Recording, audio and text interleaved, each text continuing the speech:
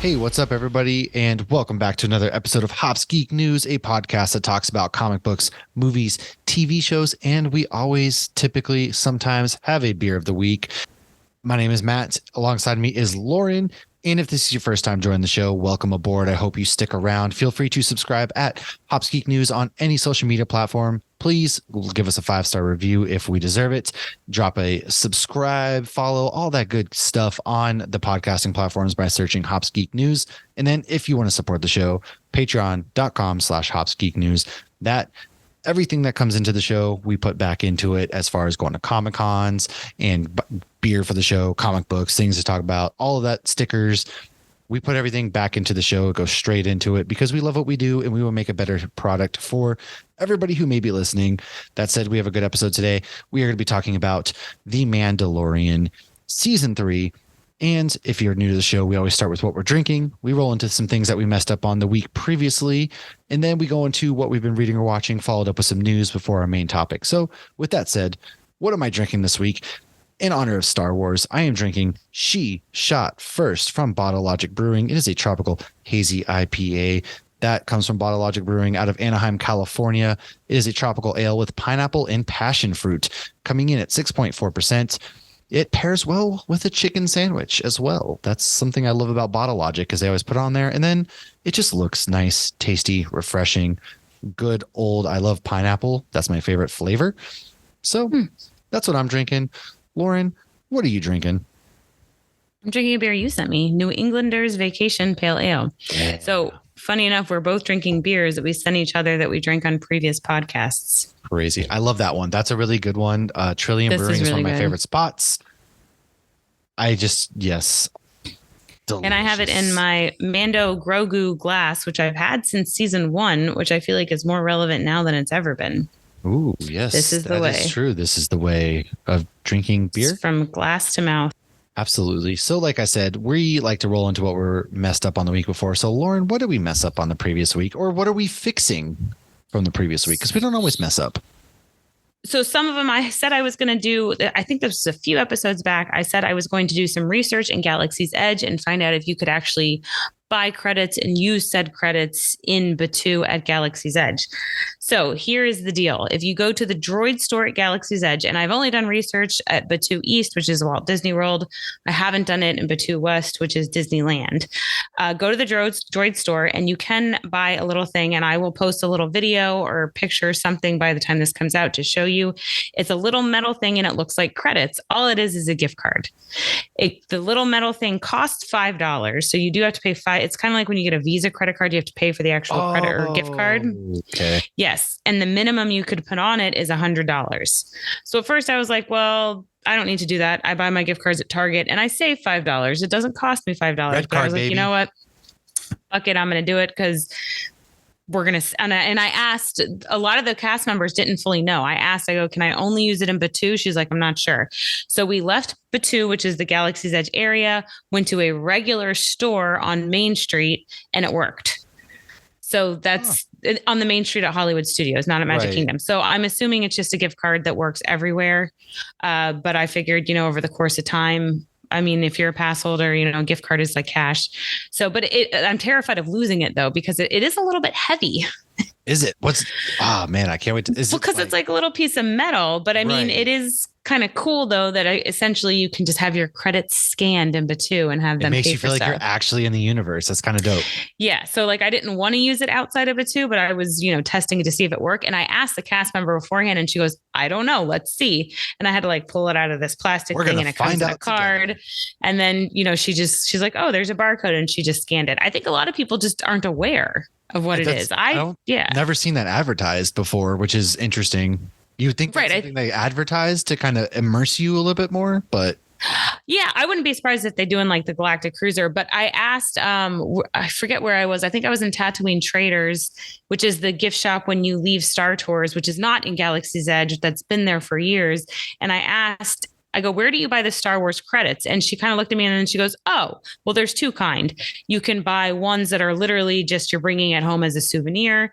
And then you can buy ones that you can use in the area. So the ones you could use in the area is where is the Droid Depot. So I said I would do my homework. I did my homework. Another thing, this is not a mess up. So I was randomly looking. I stupidly have a few friends from high school that I think like I'll get them into Star Wars and Marvel. Yeah, it's not going to happen. But Freddie Prinze Jr. was very popular in the late 90s, early 2000s when I was in high school. So I was like, hey, Freddie Prinze Jr. voices a character in Rebels, and crickets. And I don't know how we ended up going down a rabbit hole of like, I looked up Scooby Natural to see if Freddie Prinze Jr. voiced Fred in Scooby Natural. He doesn't, but I did find that there is another character, D. Bradley Baker, voices one of the characters in the Scooby Natural episode. And he also voices all of the clone troopers, including Captain Rex. Yes. And Morris from Shang-Chi, and the Frog Lady and the Frog Man and Mando. So that was a fun little supernatural crossover that I kind of fell down. I just wanted to share that. He's awesome. Yeah, he does the work of millions. And I saw him at Seattle Comic-Con, and he's been doing a lot of Comic-Con press. Oh, nice. With Matt Lanter and all of the Clone Wars voice casts, like Ashley Eckstein, all of them. And so that's really cool to see them all get together and do a panel together. And just revisit those good days, because voice actors don't get it, like, unless you're super, super popular, famous, like Ashley Eckstein, who voices Ahsoka, you don't really get the proper credit. But I feel like she's marketed herself to get there. Agreed. You definitely like she has her universe line, and like, living in Orlando, she's constantly at Disney. She just did a whole thing. Disney's like celebrating right now, halfway to Halloween. She just did a whole Haunted Mansion thing. We're looking at going for Halloween. Oh my God. I love Disney at Christmas time. Epcot's probably my favorite at Christmas time, in Hollywood Studios. We started Disneyland at Halloween last year, so we're on the fence between the two. So Hollywood Studios is also amazing at Christmas time because it's a lot of old school stuff. But if you're comparing Mickey's Not So Scary with Mickey's Very Merry, Mickey's Not So Scary is better. That's true. Interesting. Okay. Well, good. And you can go to horror nights. That's true. We'll just leave the kids with Kaylee, and we can all go to horror nights. Discussions will be had. So let's roll into what we've been reading or watching, and we're gonna get to Mando. So we've both been watching that, obviously, but I've been watching Ted Lasso week to week. Still haven't. It doesn't feel like a final season to me. I'm sure it will by the time it wraps up. But man, men will literally watch Ted Lasso instead of go to therapy, and that is 100% true, because this show is like therapy to me. The relationships that we see in this show, and just the way they handle mental health and the way they handle personal issues. And it's so healthy, freaking good and real, because we hand wave a lot of crap in TV shows and we just move on from traumatic experiences and all that kind of stuff. This show brings it to the forefront. Panic attacks that Ted has. Ted's, ex-wife-ish, there's things going on there, and they brought in bullying even, and then there's just other things, and then the relationship that we're seeing blossom between Jamie and Roy Kent, it's beautiful. It's so pure. This show is one of my favorite things on television, just because the writing is so genius, the characters, everybody it's well done, and it's something that I really hope everybody, if you're not watching, I don't know why, because it's one of the more popular, but just watch it. It's on Apple TV. I know you got all that stuff, but while you're there, go watch Shrinking. Apple TV is one of the cheapest subscriptions. It's like $1.99. So do it when season 3 wraps up, and then binge the entire series, because you're not going to regret it. I'm going to go back and watch it again. And it's up there with like How I Met Your Mother. It's like a comfort series for me. I know people have thoughts about that. And because the ending was terrible. Right. The last season, but I would say Ted Lasso is up there as far as comfort shows that I would rewatch when I need something that just really helps my spirit. And that's supernatural for me. Yeah. And so other than that, though, I read the Guardians of the Galaxy issue 1 from our future guests that we talked to, Jackson Lansing and Colin Kelly. I've been reading Something is Killing the Children. I read a couple other good comics like Darth Vader, been reading those. So I've been reading a lot of good things. Darth Vader still crushing it. This Guardians of the Galaxy comic, I want to plug real quick, because not only because we talked to the writers, but because it's good. It's legitimately good. I've been critical of the Guardians movies, not my favorite, and they're not my favorite characters. I love the video game that came out, and this comic book's great. It's a Western, and there's a lot of different personalities, but they still feel like they capture the essence and the heart of the team that you're getting. And so I really enjoyed it. I think that you should go to your local comic book shop. You should pick it up. You should read it and enjoy it. And the next issue comes out in May. It just started. This is like Cad Bane. Star-Lord looks like Cad Bane to me on the cover. Like Cad Bane. And it's a great comic book. I definitely think that. I also read Captain America Cold War Part 1, which I talked about on our TikTok. So go there and check my review out there. hopsgeeknews, shameless plug on TikTok. And that's what I've been reading. That's what I've been watching. What have you been diving into? Not too much outside of Mando. I'm catching up on some Better Call Saul. The latest season has just dropped. It is getting so good, and it's making me just want to put on Breaking Bad as soon as I finish this. There was one character that I was certain was from Breaking Bad, and I knew him beforehand, and I thought, he's good. He won't die. Well, that wasn't what happened. He died. Apparently, I remember that incorrectly.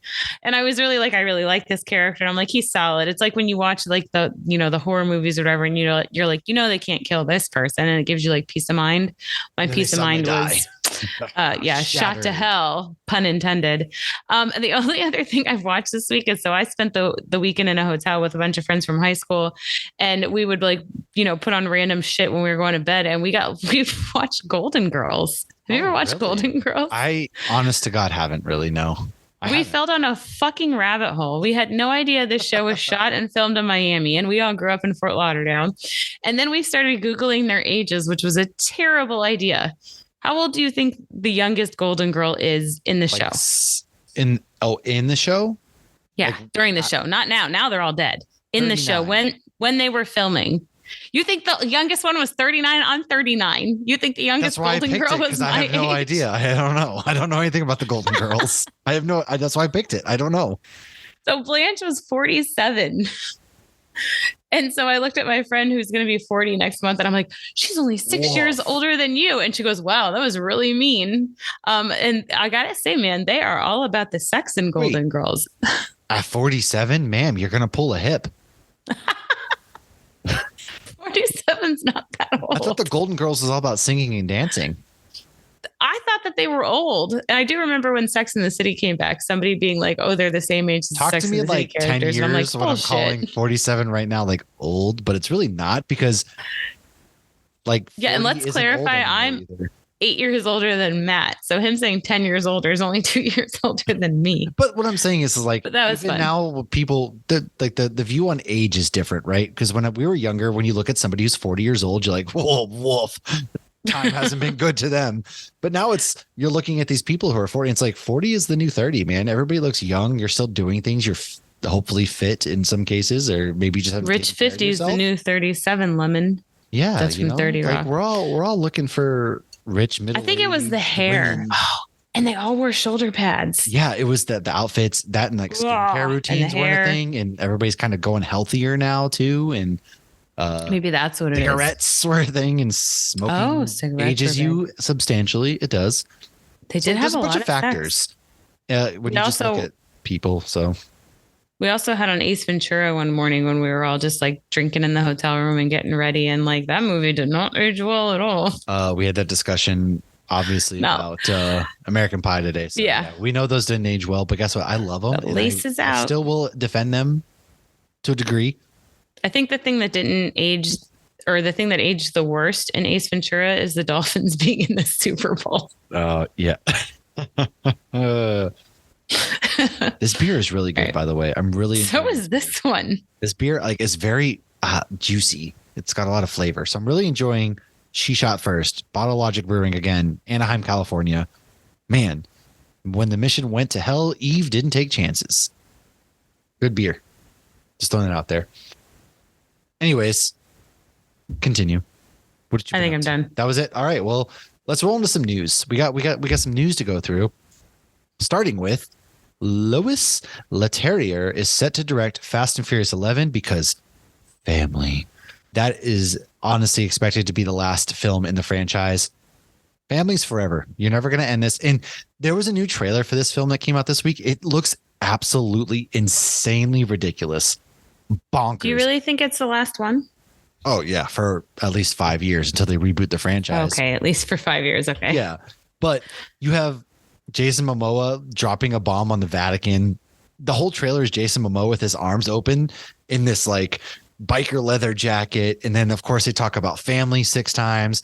John Cena, who was once the villain, because if you're the villain in Fast and Furious, the next movie, you're naturally the good guy. So the next movie, Jason Momoa is probably going to be the good guy.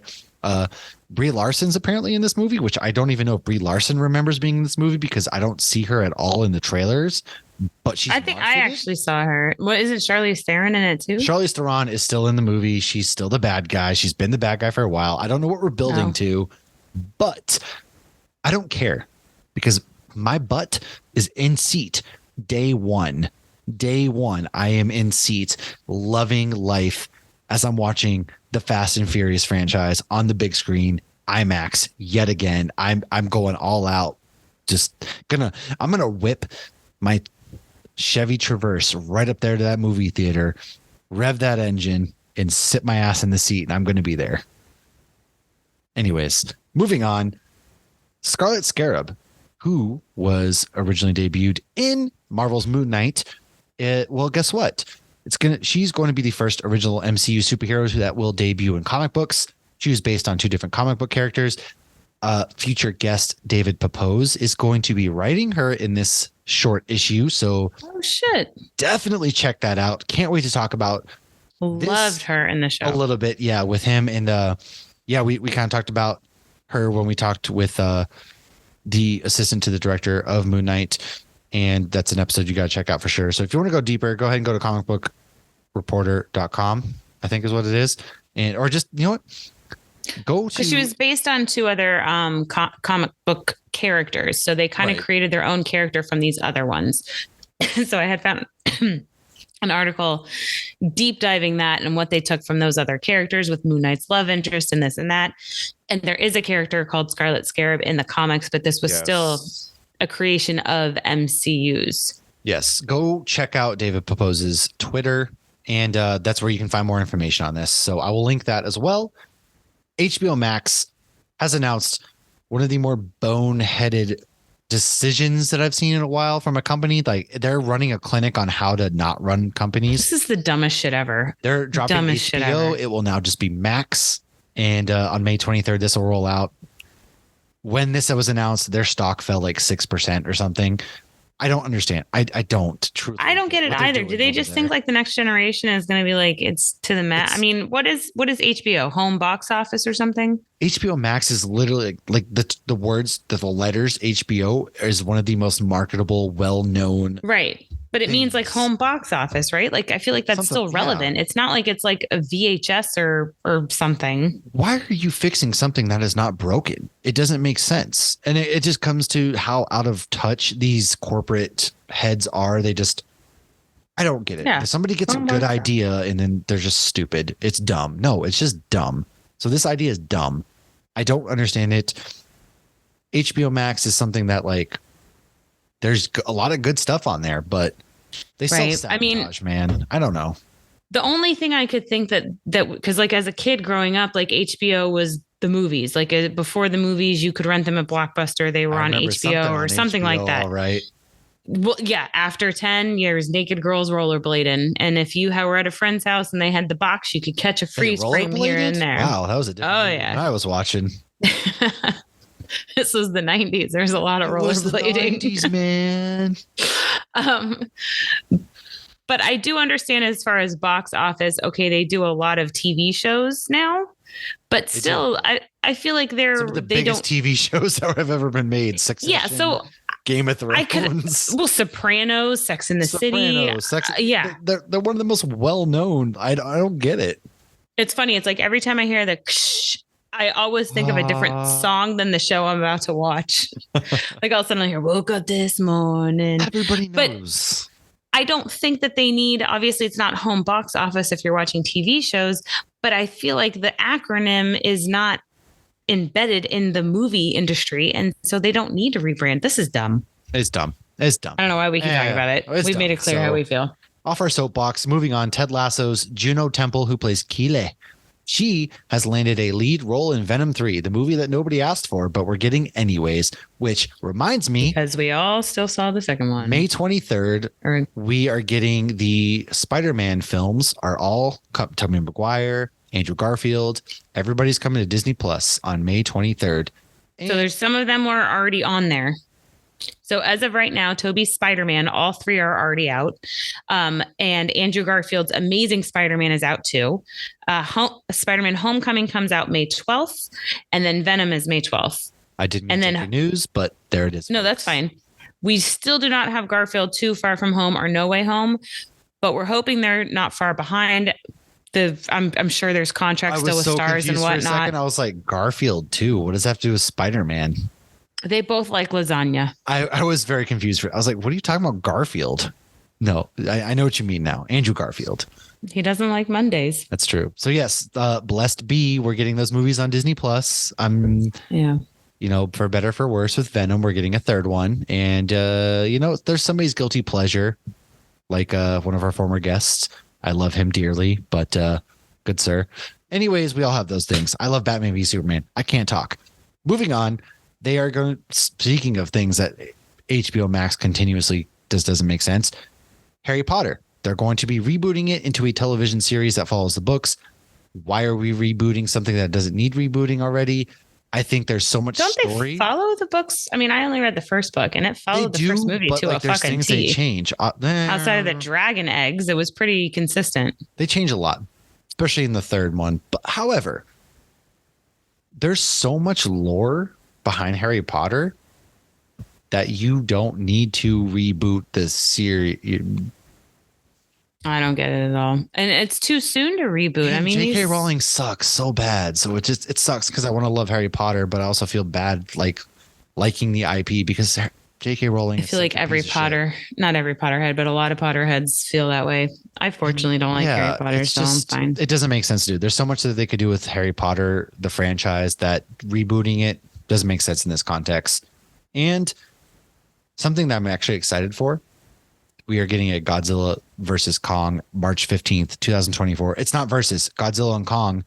They're teaming up to fight another enemy. In the teaser trailer, that was not King Kong on the throne. So I don't know who it was. I'm not well versed in my lore. But the movie drops on March 15th, 2024. And my last bit of news, the heavy rumor is that Adam Driver is in final discussions to star as Reed Richards. I know I said this was my final news. However, my final news is that there is a lot of allegations and other things going on with Jonathan Majors right now. He's been dropped in multiple ads, multiple movies. He's been dropped by one of his agencies, and more victims have come out to say that he had abused them. And so allegedly Kang Dynasty is supposed to start production next spring. It could still happen. However, I 1000% expect him to be recast. It sucks because as an actor, he's phenomenal, but it's not that hard not to be a shitty human being. So if everything that has come out is indeed true, they need to recast. And guess what? It's not the first time that Marvel's recast anything. Edward Norton as the Hulk, for example. I question Mark Ruffalo and Rhodey. I'm here. It's me. Deal with it. I can't imagine it not being him now. Exactly. Don Cheadle. And that's just a couple of examples. We have so many different examples out there. So, you know what? We just cast John Boyega.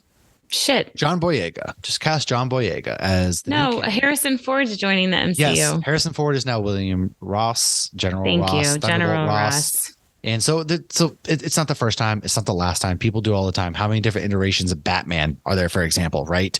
King's but that's different. Known as Batman. It is because they're still in the same universe. I feel like that's different. That's rebooting it. This is recasting. But at first, it was hard to.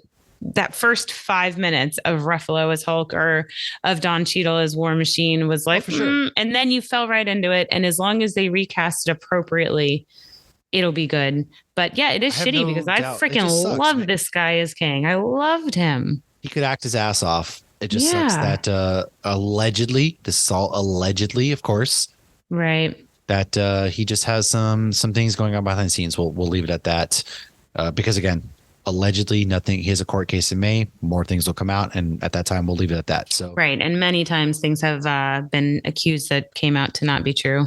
Exactly. Or they paid people off behind the scenes. You never know.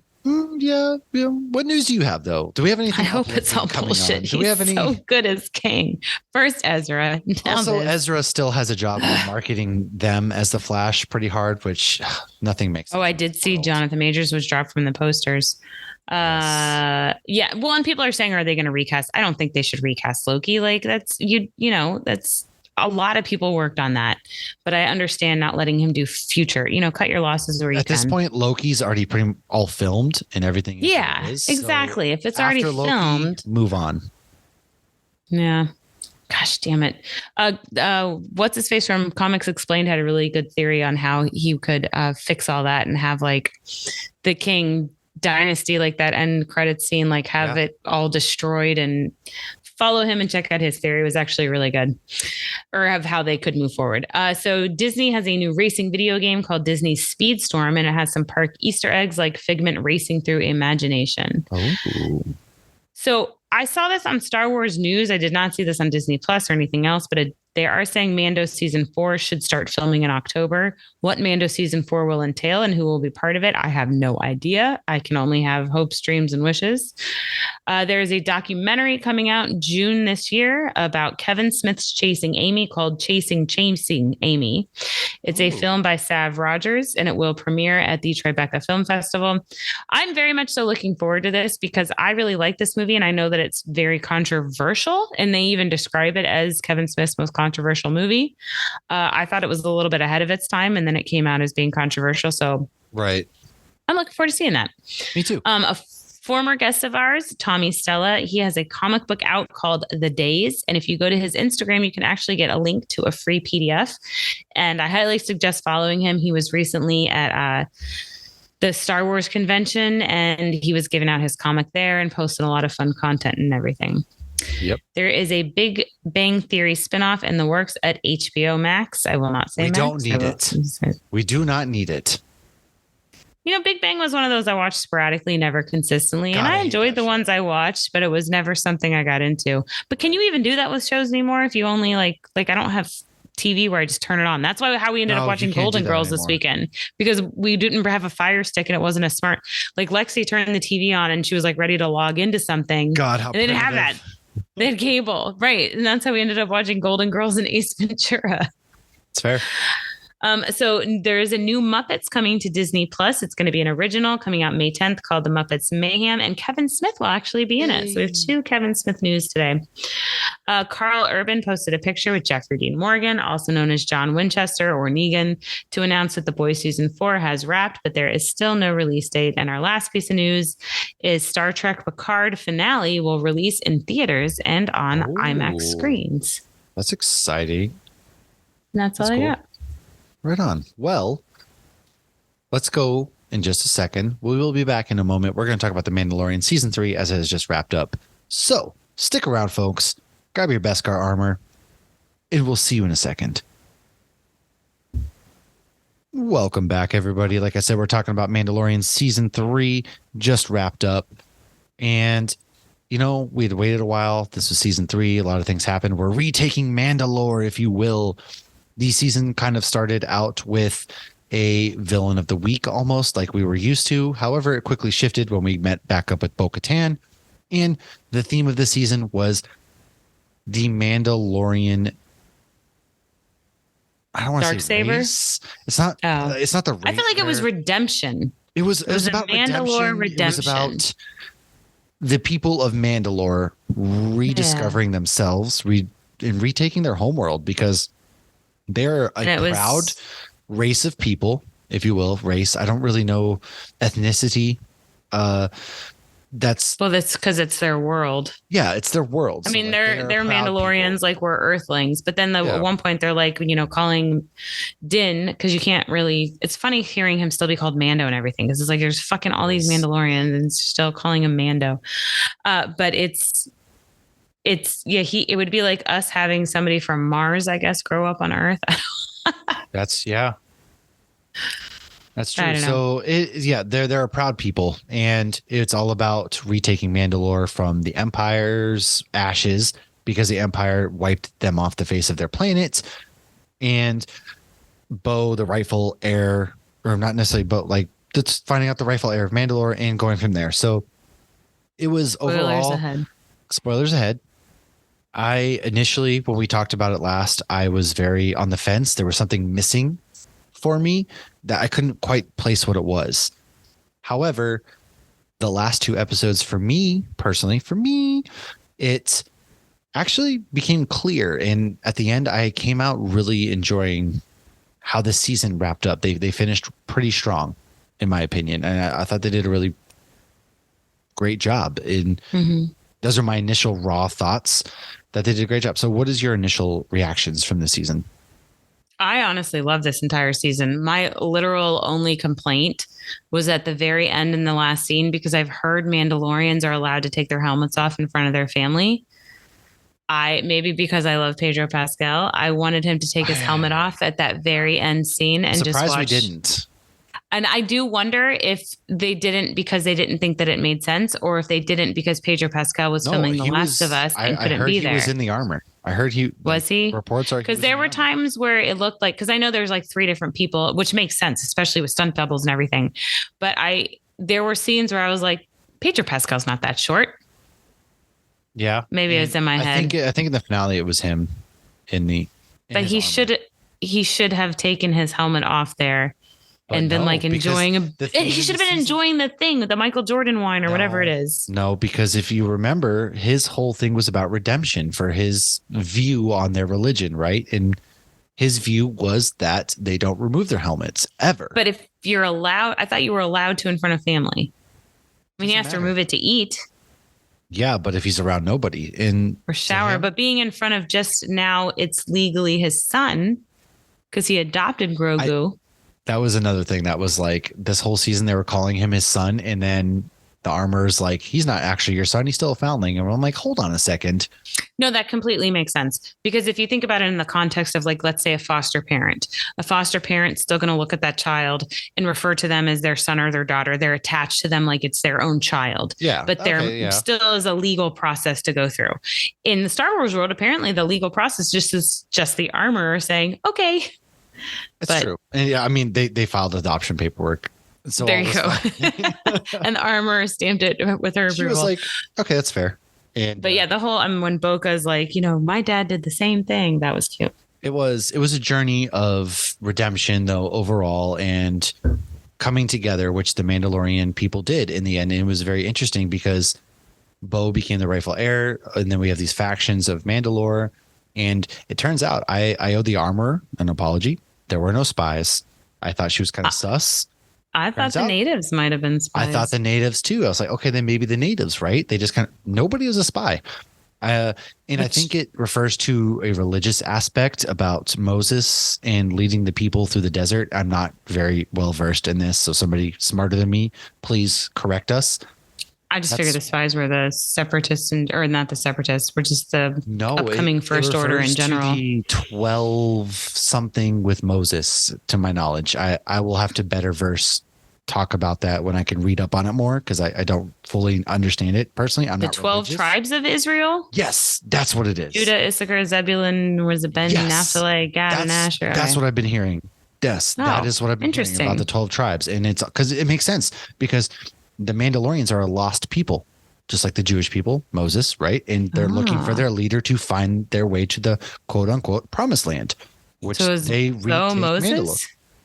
Mandalore. Is the dark saber her staff that turns into a snake? Yes.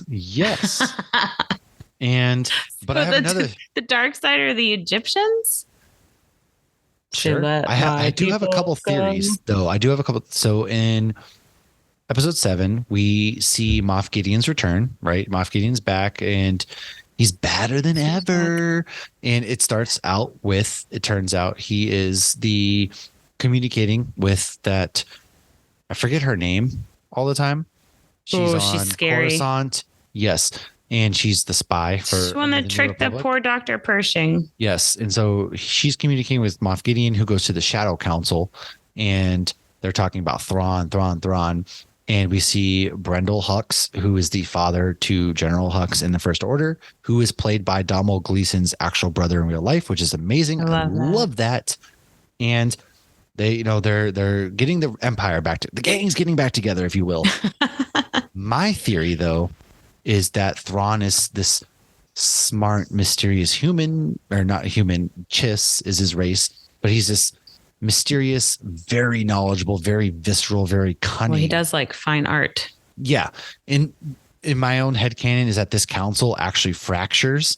And so Hux and a couple others is what we see the First Order, because in the sequel trilogy, the whole First Order run, it all lasts very briefly. And so in my headcanon, hopefully we'll see how this plays out, is that the council breaks up. We have their remnants, whatever it is, they take their First Order, they go do their thing, they get defeated, boom. Now, 15 years later, we have Rey rebuilding the council. Hopefully we have Cal Kestis. Hopefully we have Ezra Bridger. Hopefully we have maybe Grogu. Who knows? He's running Mandalore. Maybe Finn's back, hopefully. Fingers crossed. But like Ahsoka, even maybe like, okay, Ahsoka might be dead because Sean I don't know how that to me. Her voice is in Rise of Skywalker, and all the dead Jedi were voicing, and Ahsoka was one of them. I hope they can hand wave that away. Shit. Yes. So I'm hoping that maybe Thrawn has been biding his time 45 years because he's got nothing but time of rebuilding his version of the Empire as the right, there's this. Well, we're going to see more of him in Ahsoka and have a better idea. Exactly. So I'm hoping that they don't waste him in just this aspect and they bring him back for the actual movie trilogy. And maybe he's got something with force sensitive clones that we've seen, which is what Gideon's ultimate goal was. That was crazy when he said that. He's like, the one thing I need is force capability. I was like, oh shit, he's got Jedi envy. And this has nothing to do with Palpatine, it turns out. He just has his own ego. Right. And so I'm cool with that personally. I'm really cool with that. And so maybe this comes into play with Thrawn as well. And I hope to see Thrawn be the big bad guy of this next trilogy where we see things go crazy. We move on from the Skywalkers a bit. We have Thrawn as a big bad guy.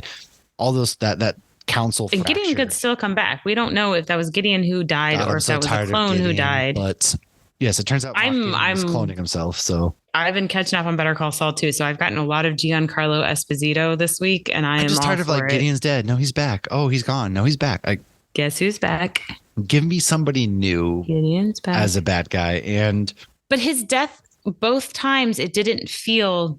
It was interesting because final. Din took a flamethrower like a champ, and so like this light cruiser he's covered in Beskar.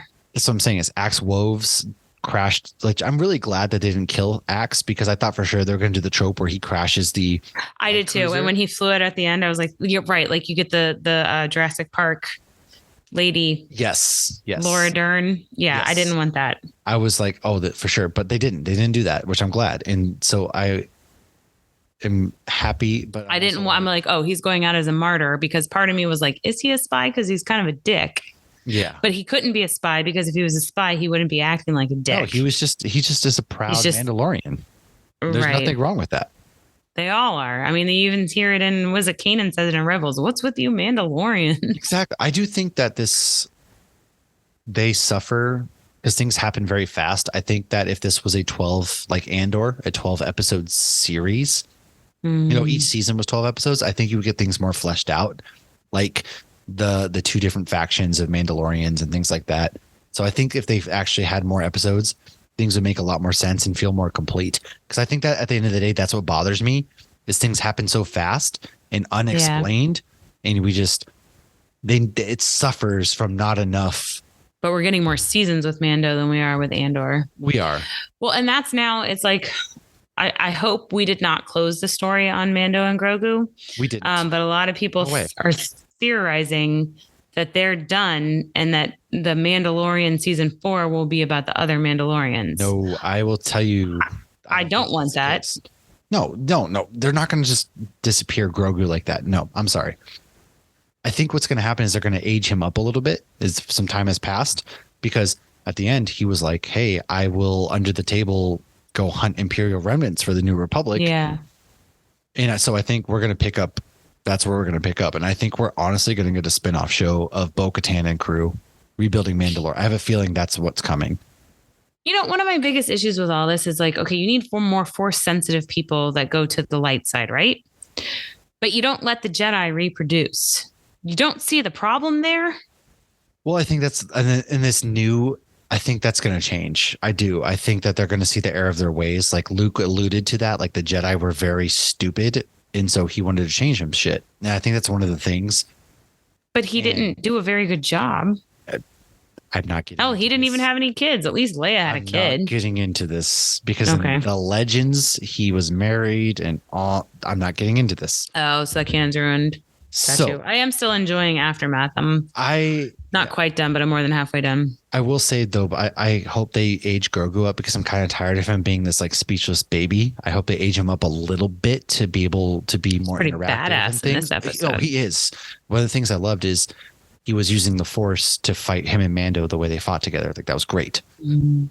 I thought that was awesome. And Bo-Katan with her jetpack, dude. She uses that jetpack like beautifully. The way she like pushes off things and stuff. It's like she's swimming. Oh, it was beautiful. Like it's so cool. Mandalorians flying into battle. It was beautiful. But she just does it like the jetpack is part of her. I really, really loved that they left the Mandalorians to fight this battle for themselves. It was amazing. And it was like a pure and pure through and through. They fought back against the Empire and they, what's left of the Empire anyways. And they retook their homeworld. I love that. Yeah. I do think now the Darksaber's gone. I think that Grogu is crazy. Going to be the future leader of Mandalore. I think he's going to rebuild his own lightsaber, Darksaber. And I think because the Mythosaur awakening and all the Mythosaur stuff, I think that's alluding to my boy Grogu here stepping into that role at some point. That's something I really feel is going to happen. Yeah. I did think it was interesting that they focused on the Mythosaur at the end because that part I didn't love because I felt like when Bo saw it, it was so subtle that it was like a little bit creepy and eerie and still somewhat mythical. And then it's like when you show the monster. Well, and then when they focused on it, I feel like it took away. Well, the Mythosaur awoke, which is another allegory or, whatever you want to say that word is. Of saw it awake before. Yeah, but it opens his eyes. So it's like saying Mandalore's awake again because the Forge. But it opened its eyes in the last one. I know, but I think the whole thing, damn it. Oh, okay. So they're just focusing on it again. I think it's a symbol that Mandalore is back. So why does the armor have the spikes? Do you think that was literally just like she was, and then because she did say that those factions no longer exist, so she was just being truthful. I think that's what she was a part of. Yeah, I think there was nothing more to that than that's what she was a part of because she said Death Watches no longer exist, all that stuff. So I just think that's who she ran with. Right. So she's the one that hosted a karaoke thing at MegaCon that we went into. Awesome. That I don't know that we were supposed to go into. Oh, we did. And I didn't mean to. We left. I left when I realized. I actually saw a TikTok from the Fan Expo TikTok where she dressed like the armor and she was going around interacting with the crowd. Nobody knows her. Like that was pretty cool. Well, see, I knew her first from Supernatural, but I don't think you'll meet her till season 11, maybe. I got a long way to go. I've really fallen off lately because I just haven't had time. Yeah. I've been keeping up with this. I've been keeping up when with you were out of town. Yeah. And I was out of town. And you're watching it with Carrie. Yes. And who's been swamped with school. So we haven't had time.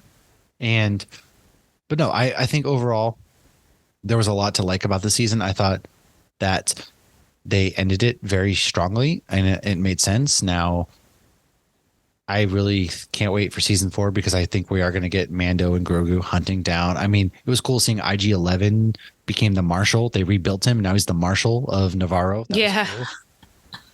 And there's a lot to like. I know a lot of people are complaining about certain aspects, but I don't know what some of these people want though. Well, we set our expectations up. Like everybody's really upset about the spies factor, and I'm glad nobody was a spy. I'm through and through glad that the Mandalorians just came together. They retook from the Beskar armor stormtroopers, which was badass in its own right too, and the Praetorian guards that we got because Praz Vizsla, he went out very heroically and and he was a dick in season 1. Yeah, he's always been a dick, but he was a Mandalorian through and through. And one of the best things about this season was how visceral the fights were. it felt like I was watching John Wick at times when they would like shoot under the helmet 7 times. They'd be stabbing and like the fight sequences were fantastic. Like, holy crap, they did an amazing job with the fights. And like having to go around like those troopers that had the Beskar steel. So I will say one of the things I thought that I don't think that I said on the show was when they were like, oh, there was Beskar steel with, breaking Moff Gideon out. It must be Mandalorian. My first thought was, no, it was Paz Vizsla, and he went and killed Gideon because when he's talking with Mando and they're playing with the dark saber and he's being a dick to Mando, he goes, well, that's, he should have died, is what he said about Gideon. And then they showed that in a recap before like the episode where they said that Moff Gideon disappeared and there was Beskar there. So I was like, oh, well, he must have gone and killed him. I mean, like his Beskar armor stormtroopers must have broken him out then? Yeah. Okay, that's what I thought, but I wasn't really sure because they never clear cut explained that. Right. But the previously on, I feel like they were trying to make us think that's what happened. Right. But I didn't really hear those rumors flying about anywhere other than in my head. But that makes sense. But now, I feel bad for his kid. Yeah. Maybe Bo will adopt his kid because, she was Auntie Bo. I want Bo and Din to, bump some helmets and honestly, make Grogu I really loved their relationship in this season. Me too. I did like the way they came together. Like Bo really respects her and she respects him. They've come to, that's one thing I'm glad they didn't do is a heel turn of Bo, because I was calling from the beginning. I was like, I don't think she's going to turn heel, when a lot of people were thinking that. So Ian, no, I never did. I truly, and I get a little bit of that because she was a little bit dark to begin with, like in the cartoons, but she was young and she was, she was easily manipulated in the way she was raised, where her sister, right. And her sister was raised to be a leader. So she was raised to be a warrior. So I just felt it was, and you see her switch in the end and she's fighting with Ahsoka. And then she does, start fighting with Obi-Wan. Like you see her switch. I never questioned her loyalty whatsoever. So Ian sent me this GIF earlier and it's Anakin and Padme and it says, boys who flirt. I don't like sand. It's coarse and rough and irritating and it gets everywhere. Then it's a picture of, of Din and Bo and it says, men who flirt. Your song is not yet written. I will serve you until it is. Ooh, so romantic when you put it that way. So romantic. No, I like the season overall. It sucked. I can't wait till Ahsoka comes out. Oh my God, that's gonna be really insane. Can't wait for that. Can't wait for Skeleton Crew. There's a lot to like. Like I know for a lot of complaints about the Star Wars movies never getting off the ground, which hopefully that changes. I love Star Wars. I love it. There's so much to love about Star Wars. There's something for everybody. It's supposed to be campy. It's supposed to be heart-wrenching. It's supposed to, there's just so much to love. There's something for everybody about Star Wars. And we'll dive more into this in our Star Wars month because we're actually going to dive into some histories this month or this year. We're going to talk about the Clone Rebellion. We're going to talk about the Siege of Mandalore. We're going to kind of dive into some Old Republic. So we have some cool things lined up for Star Wars month this month. Maybe do some Rebels origin for people who don't want to watch the cartoons, but you want to be ready for Ahsoka. Man. If you did not watch Rebels and then you watch the Ahsoka trailer, almost every single person who showed up in the Ahsoka trailer is in Rebels. Well, that, and then this season also tied a lot of loose ends from Clone Wars and Rebels at the same time. And it's fixing all sorts of plot holes. Same with Bad Batch. There's a lot to like. And so overall, I enjoyed this. These movies have spanned over 43 years. No, 46 years now. It's crazy. To pull from. There's so crazy. So much. And that's the beauty of it. So there's something for everybody. Do you have final thoughts before we wrap up? I don't. May the Force be with you. Yeah, no, I'm excited for Star Wars month. May the 4th is 2 weeks from today for us. Wow. I should be in Galaxy's Edge that day. I'm a little scared. Trivia that night. Oh, nice. It might be a bit of a shit show though, because they just reopened annual passes since COVID today. I did see that the lead singer of Yellow Card was trying to get his and he got his. So Oh, is that the guy that runs a Thank the Maker? William Ryan Key, yes, which we're working on it. We might have them as a guest. We got a couple other guests lined up for Star Wars month. But all in all, we're just a couple of nerds. They're going to talk about some Star Wars. I'm going to impart some knowledge on Lauren, and we're going to have fun. So everybody, thanks for hanging out. As always, don't forget to subscribe, share, all that good stuff. Help us, help you, help us. And may the force be with you. Share. I have spoken. This is the way. Cheers, everybody.